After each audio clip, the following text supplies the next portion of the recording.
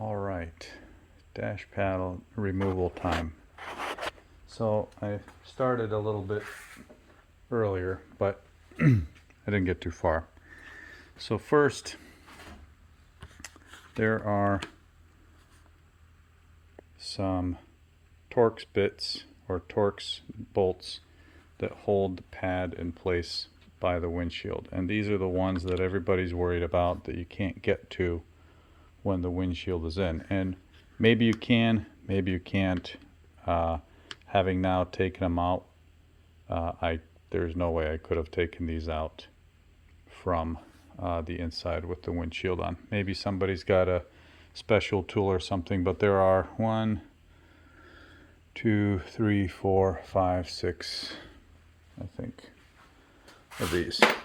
Okay, now let's go to the other side and I'll show you the other. Actually, I think this is the bigger issue.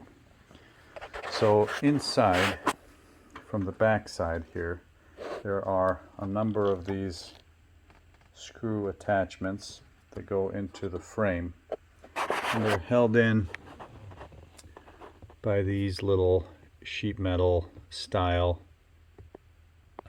caps. Those are 11/32. There's a bunch of them. They go around the perimeter here, but then when you get to this section here, you're met with a few actual bolts that are threaded onto nuts that are threaded onto a bolt that holds this piece in place. I guess the bottom line is you pretty much have to take everything apart. At least that's in my view. And let me show you why I think that. So some of those attachment points are along the edge here. There's one here that you can get to from the bottom. There's some here, and then there's several here. And there's just no good way to get up there through all that mess, right? I mean, there just isn't. So I'm taking the instrument cluster out. It's held on by 4 Phillips screws. 1, 2, 3, 4. And now I'm slowly disconnecting everything. That's the speedo cable here. Some light. Speedo cable I already detached. I marked this harness with a little blue dot and a blue dot on the circuit board. And that's how we're gonna roll. So let me continue here, set you up and see how far we get. Somebody the other day asked me about my analogy to dominoes with this stuff, and I hope by now you can see this. First, windshield. Now pretty much taking the whole thing off. Well, I hope that's the way it works. Can you see? I'm trying to take this multi-connector harness out here, and I'm not sure if this is the right way to do it. Seem to be making some progress.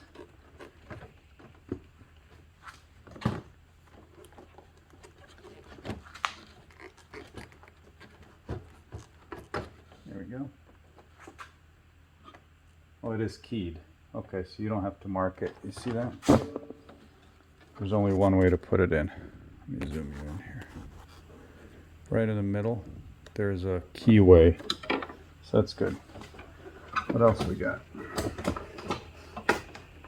We got some lights. There's a big harness on the back here. Any locks on that one? Nope. Let's mark that.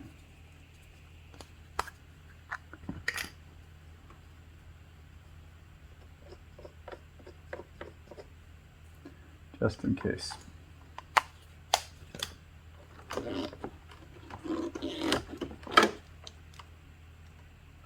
there's only one way to put that in also.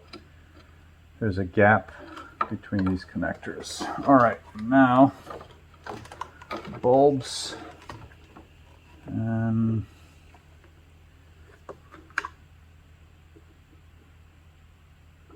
let me get some tape, and I am gonna mark these so that I don't lose track.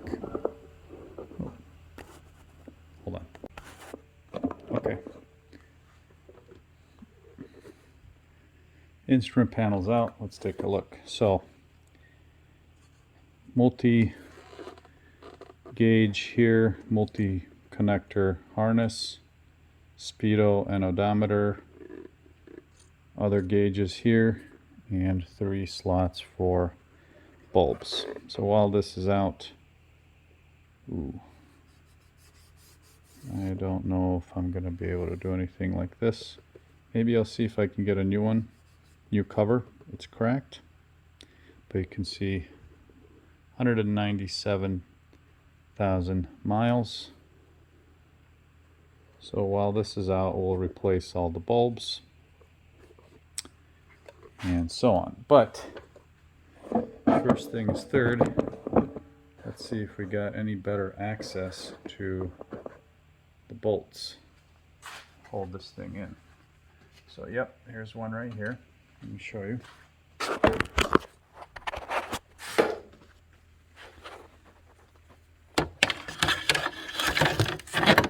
Some light there. And let's see here.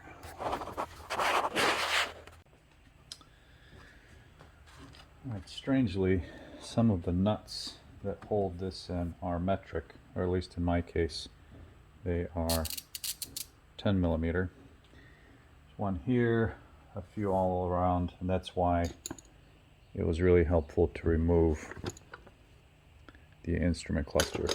There's one here in particular that you really can't get to, and you can't get a socket in there, so I ended up using one of these guys. Very helpful.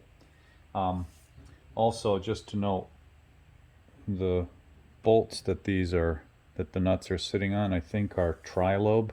So the first couple of revolutions that you go through, it'll feel like it's pretty tight.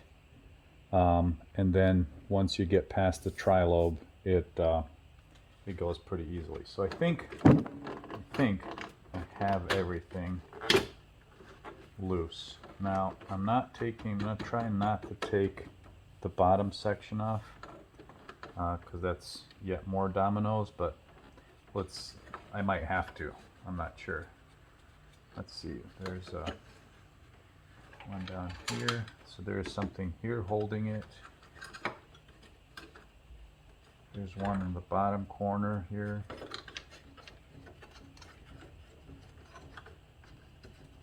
There's one over here.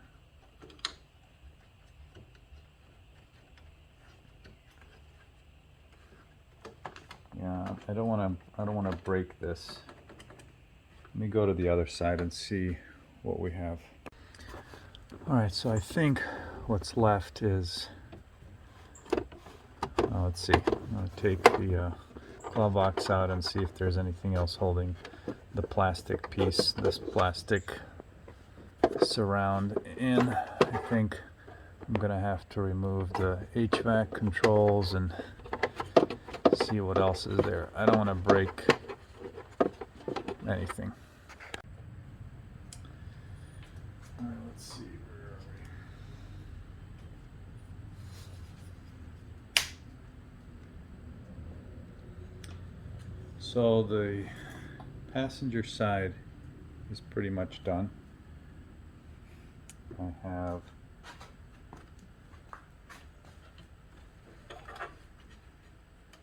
one here in the bottom corner,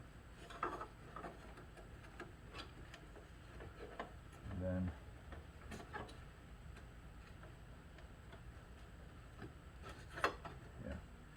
here, 4 on this by the steering column, and then there's one sort of clip that seems to be by the underneath the ashtray. So let me see if I can get these 4 things out, and let me confirm that they are what I think they are.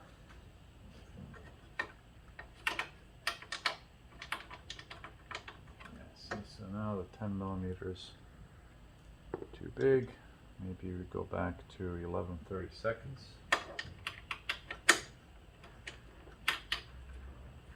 Nope. It doesn't even feel like I don't even know what the hell that is.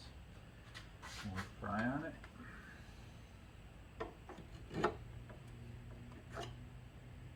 Nope, that'll take it. Sure. Well, let me see if I can get something smaller, maybe a 1/4 inch. So these little guys that are here, here, and to the right of the steering column, you see that, are tiny. 7 millimeter fits perfectly. I don't know if they're intended to be metric, but 7 millimeter fits perfectly. So let me get the remaining 3 out, then we'll see if we can pop that little clip off that's under the ashtray. Alright, so we're getting close. Let me show you here. That's loose. I can see that's already cracked here. See that? That's alright. So this part is loose. And this side, feel like we're okay, but see that? That round thing? So we gotta figure out how to take that off. It's not threaded, so I'm gonna try to pop it up. I think it's one of these where that little center pin probably pushes down and opens up. So let me see, get a screwdriver in here. I might need to get something sharper, hold on. Alright, so it's definitely a plastic clip. We might end up just cutting that one. Oh, hold on, here it comes. What's that like? Let's see.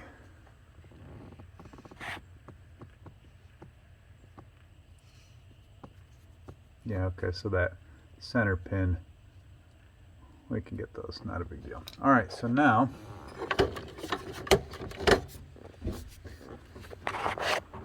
did I miss anything? I feel like there's one more thing right in this area. So I'm gonna take the HVAC controls out. Sorry about that. I'll take the HVAC controls out and see if there's another clip or another bolt, because I can't reach back there. Clearly somebody's been in here, because I don't think these are the original screws, and there's 2 of them missing.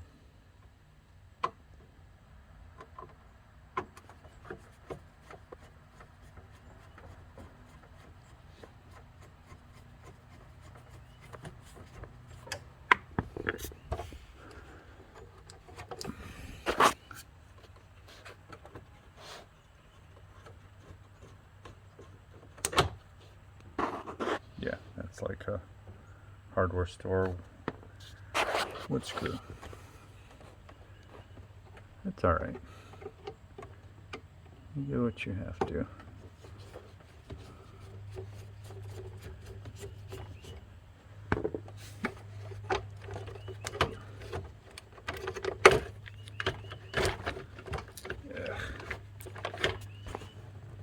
Alright, let me set this up, and I might end up having to disconnect a bunch of stuff, and this is the part that I was afraid of.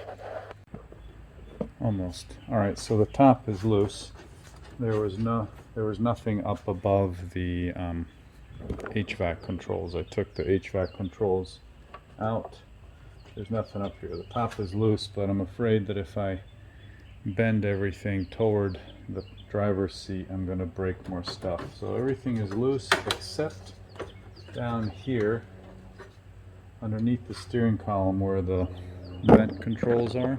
You see down there? And there are a couple of Torx bits or Torx screws. I think they're T30. Yeah. I'm going to take those out. Hopefully this assembly will come out afterwards or with it. So let's take a look. I hope that's it. So underneath you've got these things that hold the vent controls in. You can't pull it, you have to reach underneath and push this cable toward you to give you some slack on both sides. So there's that one and this one. This vent controls an opening that's down there. Okay, so now we are loose enough. I was hoping to be able to take this whole thing out, but there's just so much more to disconnect.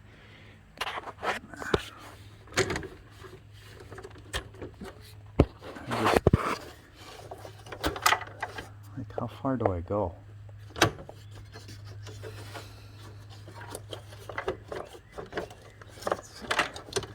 HVAC is disconnected. That's the cigarette lighter.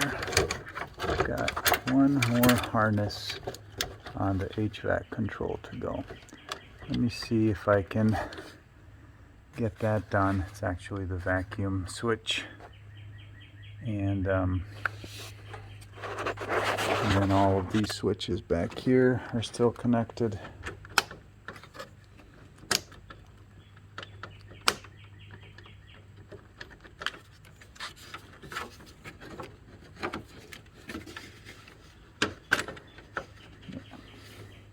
See, that should come up. You can't pull out because the steering column is in the way. The tilt is all the way up here, so the steering column's in the way. So all of this, when it's loose, should kind of go out and up away from the floor. And I also feel like there's probably one more screw that's like right in the corner here that I can't get to from the back until I remove this. So every time I think I'm done, I find more stuff that's in the way. So let me go work on the HVAC again. All right, well, HVAC control is out. Disconnected the cigarette lighter. So all of this is now loose on the right side. On the driver's side, I still have these switches, and let's see if we can get in there and carefully just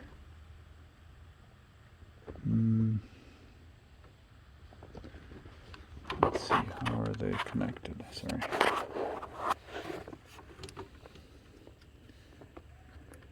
Can I push the switch through?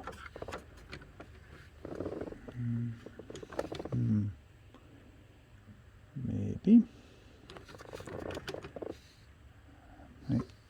Let's see, I see the red one has a lock on it. That's okay. Let me see if I can get in here with a little screwdriver and do something.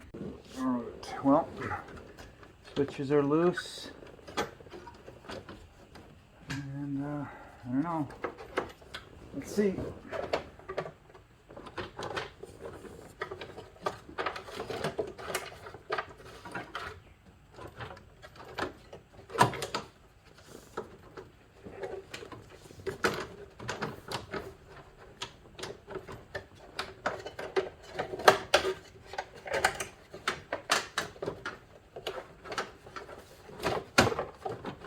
There's not like a zip tie somewhere holding something.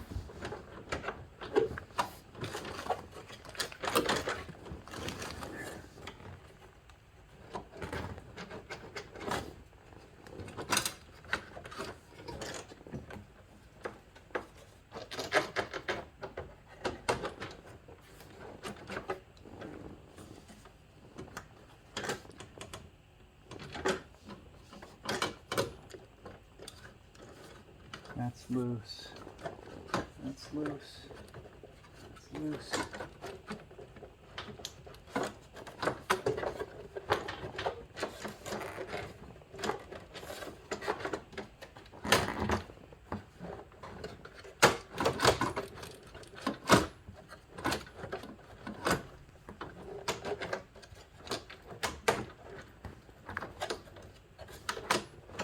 Just don't break it.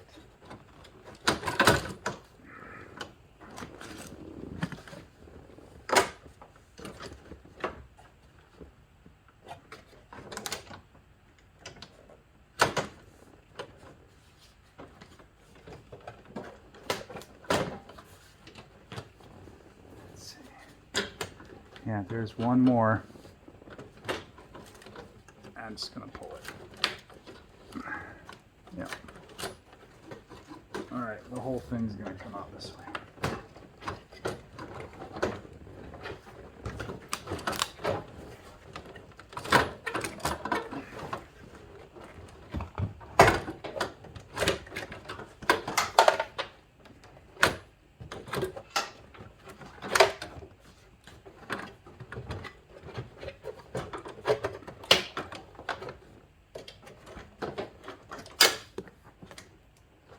Losing all sorts of spacers. Okay, those are from the foam. That's all right. Yeah. I know somebody's out there thinking like, oh no, if you just do this and this and this, it'll be, it could have been done 3 days ago, but there you go. Awesome. Whew. All right, let's take a closer look here where we are.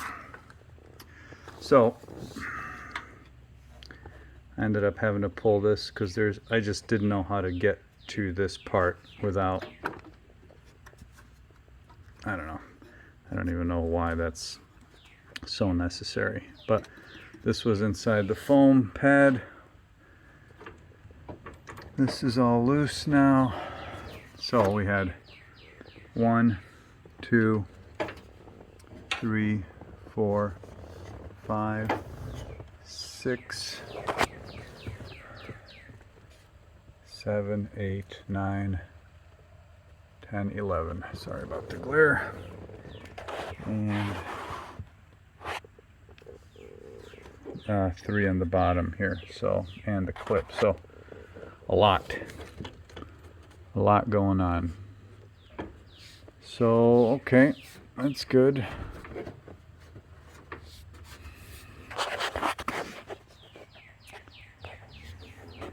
Big mess in there, but while this is in this condition, I'm gonna clean everything up and think about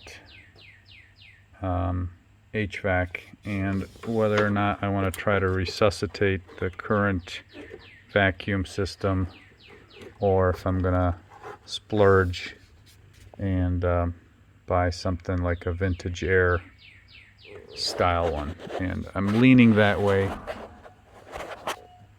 but I don't know. We will see. Let me show you why this part wasn't coming out, and it's still not. It's connected to the defroster ducts. I'll show you down here. See that? There's a few of those connections, so I'm gonna pop those out because I want the dash to come out completely. Well, all right. Generally speaking, that was unpleasant but doable. I'm gonna clean everything up here, but We've got a big shell. Frame remains. Ducts remain. Let me show you a little bit of the damage. Alright, so that's the faceplate. That's just held in with little clips like that, and that pops off.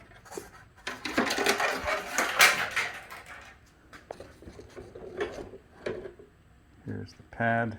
We'll get to that in a second.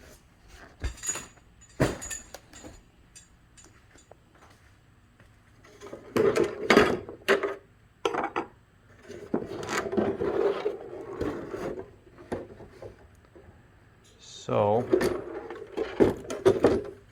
on the back here, these two, well, there was one here, hold the defroster duct, and they have that little star washer that kind of locks it in.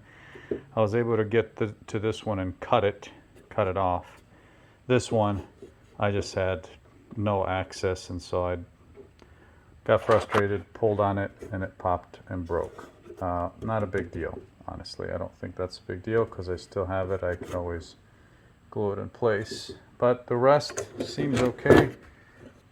There's a crack here from before. I think somebody, when they were doing a radio install, had this out before. Now, these spacers go here and basically go, let me show you, inside the foam, right?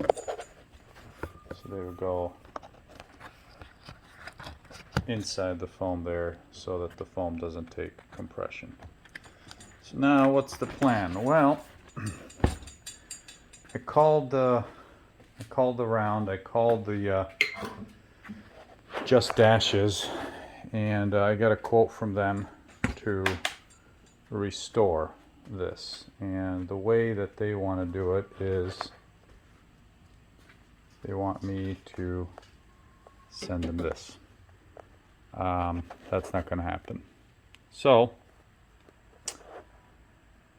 I've got a couple options.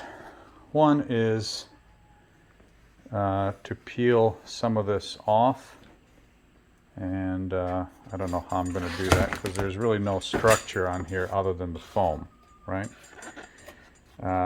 So what I might end up doing is either trying to make a fiberglass inner for this, foam it, and I'm not sure I'm qualified to do that, or we can go with that. Let me show you. So this is a fiberglass, I don't know that I can call it a dash, but it's a fiberglass, it's more than a cap. More than a cap. There's a guy on Facebook in the full-size Jeep group that sells these. He's in Mexico, and he says that it's designed to go over this, but I'm going to try to do it the other way and use this only. Now, there are a couple of, spots that I'm going to fix up, and I might end up actually wrapping this in something that's a little bit softer so that I don't have just the fiberglass, but we'll see. And let's see just generally how it fits. Yeah, I'm not sure that this is going to work. Here's why. I think this is clearly meant to be just as a cap over the current one, because there's basically a big hole underneath this. Now this is fiberglass and it could be fine, so I'm going to play around with it a little bit more. The top fit is pretty good. It lines up down here pretty good. My concern is like on here. What am I supposed to do there? and you can see how it, you know, if I set it, it's kind of low.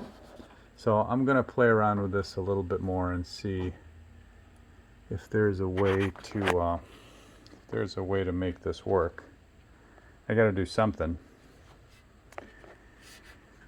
So we'll see. Yeah,